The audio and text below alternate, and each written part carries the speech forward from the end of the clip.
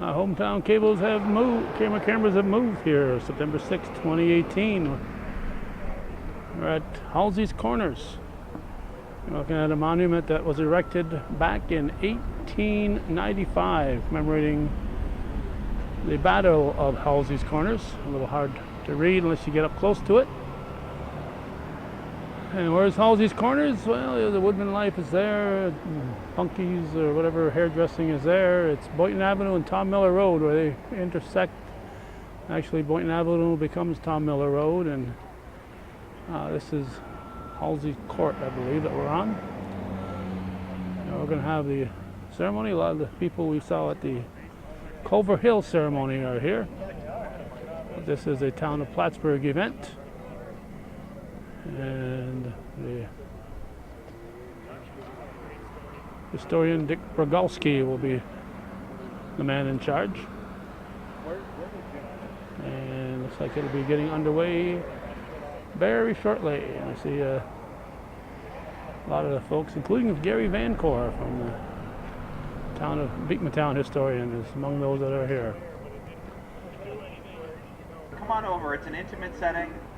I'll have you come up close so you can hear and see things. Town Supervisor Michael Cashman. My name is Michael Cashman. I'm the Plattsburgh Town Supervisor, and I have the pleasure and distinction to give some greetings this afternoon. But before I begin, I would like to acknowledge a couple of individuals. First, Barbara Hebert, who is a member of our Town Council. Dick Brogowski, who's our town historian, puts a lot of time and energy into this each year. Could we give him a round of applause for his efforts? Thank you. I'd also like to thank all of the reenactors on behalf of the town board each year for allowing our history to live on through their interpretations. The last thing that I want to do is to acknowledge a partner in this last year, and that was Woodman Life. Woodman Life installed this beautiful flagpole last year, and this flagpole really has become a point of pride, not only to recognize the historical significance of this location, but it also represents the sacrifice of those that died on September 11th. So can we just take a moment of silence to reflect on both of those?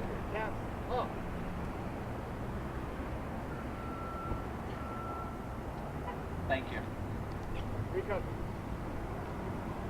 Before I pass it over to Dick for the past day interpretation, I just want to punctuate it with a couple of things.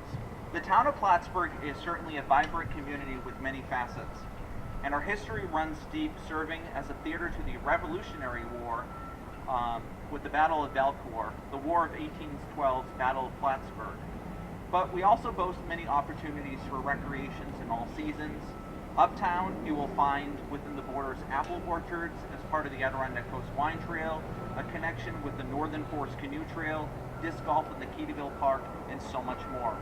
Over the years, a portion of the town became then the village of Plattsburgh in 1815, and eventually it would charter itself in 1902 as the city of Plattsburgh. On this Battle of Plattsburgh commemoration weekend, we celebrate with the city of Plattsburgh our shared history. While we pause to reflect on the past, we also look towards the bright future ahead. It's always important to be thinking about history as living. The greater Plattsburgh region continues to see significant growth and development with many manufacturing and transportation companies. Our culture and economy has an international influence due to the strong relationship with our Canadian neighbors, and many international businesses and their products are made right here in the greater Plattsburgh region. Those of us that live here, work here, and play here need not venture very far to unearth the riches of the North Country. You will quickly learn that Plattsburgh is fused with natives and transplants. Our region has gained even state, national, and international attention. So we hope whether you are a native or if you are finding yourself back here for the Battle of Plattsburgh weekend, maybe you come every year or it's been a long time, we hope that you take advantage of all the activities that are planned, but we also hope that you have some time to adventure around the more modern day activities as well. We hope that you have a blessed weekend, and now I'm going to pass it off to Dick to continue our program. now you have to close your eyes and do some thinking here, because the action was not behind us. The action was coming from the other end. 204 years ago, today, September 6th, 1814, a military engagement took place here that really had a profound impact on the outcome of the land battle, or the Battle of Plattsburgh, and ultimately the War of 1812. Just a silly aside, I had a 3-hour history course at Penn State, and I needed to get a B in it, and we started 3 pre-revolutionary wars that the colonists were in, and we were in the middle of Korea in 10 weeks. And we had to turn in 3,000 pages of outside reading, and you couldn't put your reading because you only had 4 questions on your test. 3 were from his lectures, which couldn't even sneeze, and the other one was based on your readings. So you had to know your readings. 3,000 pages a week is a lot of reading. But on my final, my question was, the supremacy of the sea, in this case the lake, had the positive effect on the outcome of the land war. Use the War of 1812 as an example. Now I'd probably get a C on that answer today, because I know who Commodore who was, and I know who McDonald was, but I'm not sure who the British fleet commander was. But I know the strategies where the ships turned around after the cannons got too hot, and he broadsided them from the other side. But the British could not supply the land troops, and that's why they went back to Canada. So I sort of have an answer for that question, and that was in 1963. Okay, the battle scene was a lot different than what you see here today. There were no buildings here on this part of the street. The land ahead of us stretched all the way to the Isaac Platt House, which was a mix of farmland with still some unpulled tree stumps. The Isaac Platt House, you would know, is the beautiful stone portion of the American Legion post, and that's on the Quarry Road. When the British reached that Platt House, they turned it into a temporary headquarters under Major General Robinson. And the present Quarry Road was really just an extension of the Beekmantown Road, and we're an after effect of Culver Hill. So where we now stand at Halsey's Court was also joined the Beekmantown Road, if you want to call it that. It was a rough, dirty wagon trail which ran from here to Beekmantown. There are 4 important houses in this neighborhood that were here during the War of 1812. First one was Reverend Halsey's house, which is 2 blocks up the street on this side behind the hedges. We have Colonel Tom Miller's house, which is the beautiful brick building, the end of the Quarry Road. The Isaac Platt House, which is part of the American Legion. And just down the street here is a white brick building called the Charles Platt House. And I think those might have been the 4 distinguishing buildings here at that time. On the right side of this road was a wooded area. Halsey's Corners was sort of a major junction that joined the Beekmantown Road, the old Shazy Road, and Boynton Street. This was the northwest corner of what was then the town of Plattsburgh. From the vantage point out in high ground to our west, you could see the open road to Beekmantown. Now, when and where did it all begin? On September 3rd, 1814, about 20 miles north of here, the British crossed the border into Champlain with up to 11,000 troops. 8,000 of those marched toward the town of Plattsburgh. Many of this British contingent were hardened veterans. They fought and were victorious over Napoleon's armies in Europe. They were not rookies. They knew what a hard fight was. The American commanding general, Alexander Macomb, was at his base east of the Saranac River. And that's probably one of the most important geographic points, because he was probably somewhere near the base oval, and it was hard, you had to cross the river to get there. And he had a small force of 1,500 men, and he was no match for the coming onslaught. At best, he hoped to delay the British until reinforcements could arrive from Vermont and from the downstate militia. He expected the British to bring the town attack down 2 main roads. One was along the lake shore, and the other was down the Beekmantown Road, which was the western gateway to the town. Now, the day after, September 4th, General Macomb sent Major General Benjamin Moores, M-O-O-E-R-S, and 700 militia, mostly from Clinton, Essex, and Franklin counties, up the road, with orders to watch for and slow the British advance. By this time, most of the town residents had fled with their possessions. A few remained to watch the struggle. Some were sympathetic to the British, and some stayed to prevent looting of their properties. On the 3rd day now, September 5th, Major John Wool and his 29th U.S. Infantry. Wool convinced General Macomb to let him lead a small force to support Moore, who was sent up the day before. Shortly after midnight, on the morning of September 6th, Major Wool gathered up 250 soldiers and volunteers, which included Aiken's volunteers. These were 16 teenage schoolboys who left school, but they were excellent marksmen. They could shoot rabbits, quail, or do whatever, but so they were excellent, and they set up off the road. As the first rays of sunlight appeared, Wool's force arrived at Moore's encampment. Now we have 950 or so Americans. This was 7 miles north of here in Beacontown. Scouts at that time immediately found 4,000 British troops already moving towards their position. The serious skirmish took place, and the Americans began an orderly retreat. The odds against the Americans were overwhelming. While this was going on, there was a unit of New York Dragoons around the heights near there to keep track of the enemy. The Dragoon coats were red, and many of the American militia saw them and mistake them for the enemy who were encircling them. General Moore saw many of his men break and run down the road in panic, but others were persuaded to stay and fight along with Wool's troops. Major Wool's men and the remaining militia continued to engage the British, but were forced into a staged retreat, one unit firing while a second unit reloaded behind them. When the second unit fired, the first unit then reloaded as they stayed behind them. They made a stand at Culver Hill, 4 miles north of here. During a sharp engagement there, American scouts reported that another 2,000 British troops were advancing down the road.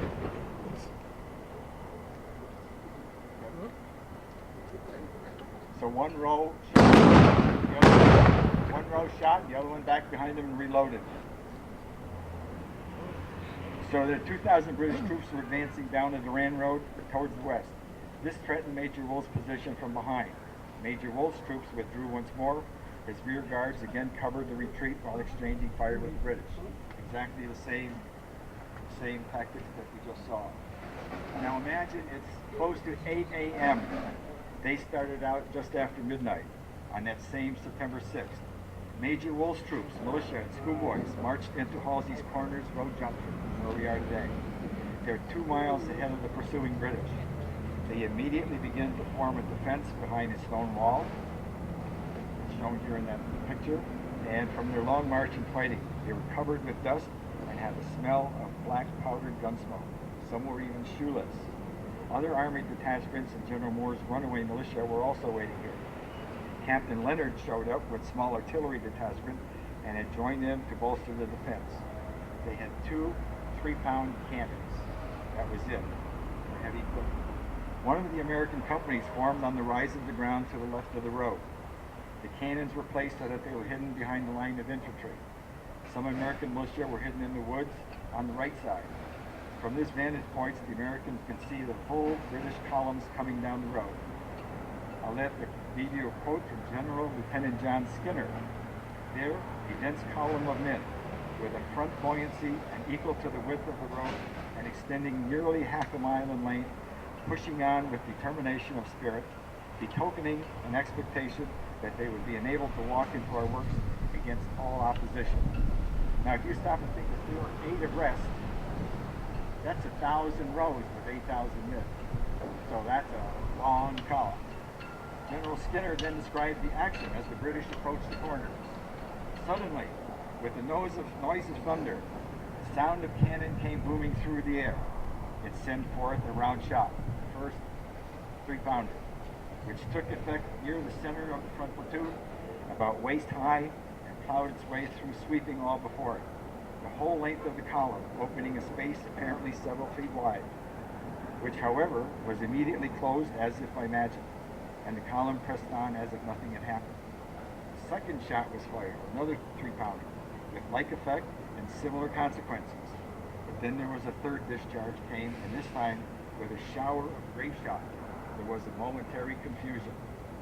Immediately, however, the charge was sounded by some dozen British bugles, which through the clear and bland atmosphere of a British September morning was the most thrilling and spirit-stirring sound that could greet a soldier's ear.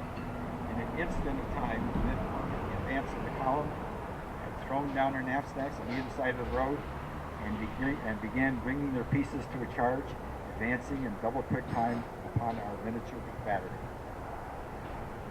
Major Wool was forced to call back against all overwhelming force. He used the same tactics that he did before Culver Hill and since Culver Hill. A platoon alternately firing with deadly effect before falling back to reload and take a firing position again. The Americans took every advantage of favorable points from down Boynton Road to bring the cannon's deadly shower of grape shot on the advancing enemy. Along the way, Major Appling's forces, which had resisted the British on the Lakeshore Road, joined Wool's retreat's forces near what is now the Georgia Pacific plant. They were finally driven across the Saranac River, where they joined General McComb's main forces, pulling up the planks of the bridge behind them, and the engagement of Halsey's corners was over.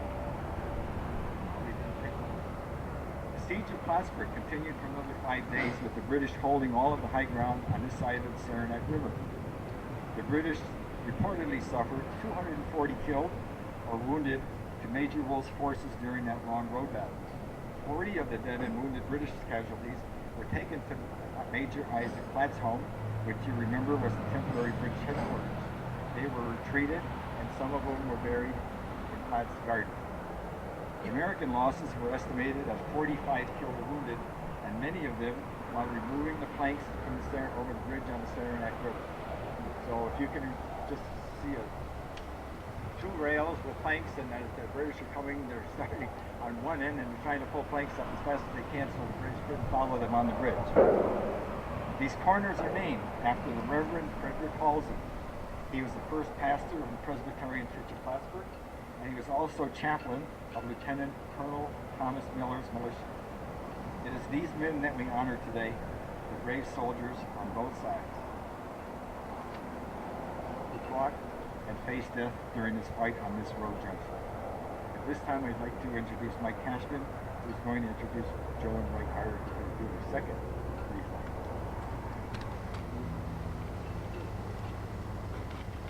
Truly is an honor and a privilege to introduce Joe and Roy Carter, who will place a wreath at the base of this monument.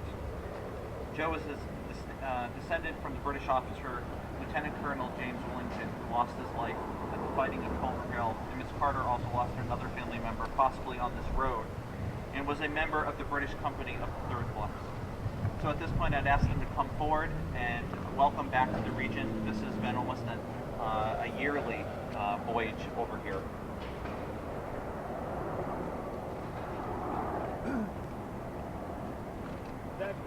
Attention.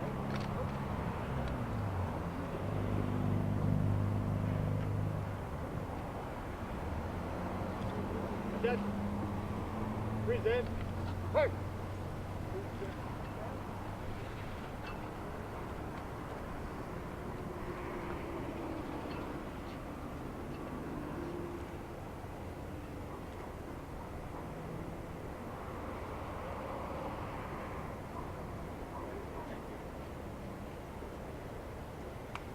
Order. Order.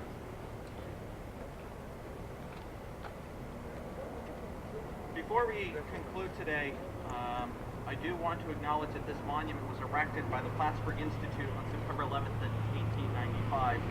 We'd also like to thank, Mr. John Linney for providing the additional land that allowed the improvements which were done by the Town of Plattsburgh's building and grounds crew, as well as the highway crew.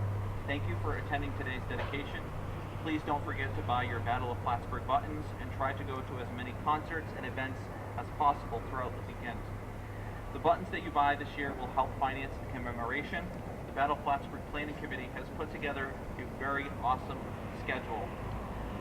Before I conclude, I want to acknowledge one individual, and we're creating a special relationship, and hopefully by next year we'll be doing a new activity, and that's John Rock and the 1619 American Legion folks. We are working on something called the Battlefield Commemorative Gateway, which will be on the shores of Lake Champlain, directly across from Crab Island. It will allow people to get on the water and experience what we are calling the Triangle of History: the American Revolution, the Battle of Plattsburgh, and modern day. We look forward to educating our community, but really what we want to express is the gratitude of folks that are like you folks that have a committed interest in our history. We need to continue to tell the stories that often go untold or are not told enough. So please take your experiences, tell your friends, tell your families, and bring them along next year. Thank you very much, and God bless. Nora, we're going to hit a trumpet.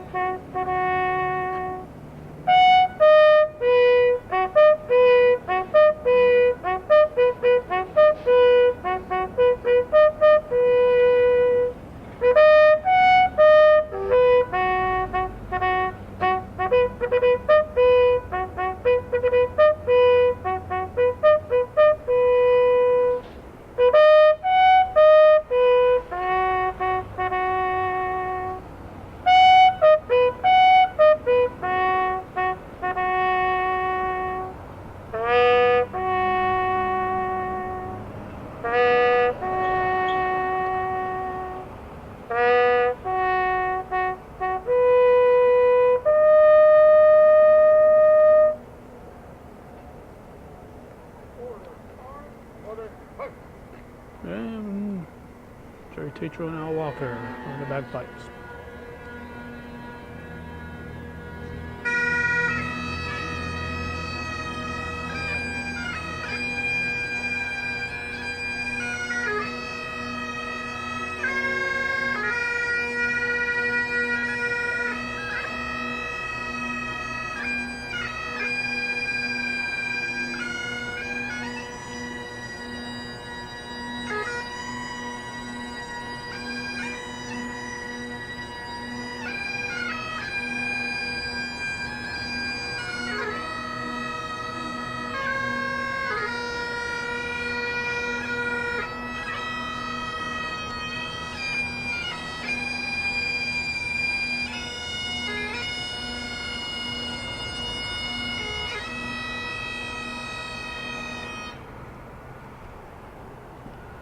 This will conclude Hometown Cable's look at the commemoration ceremony for the Battle of Halsey's Corners.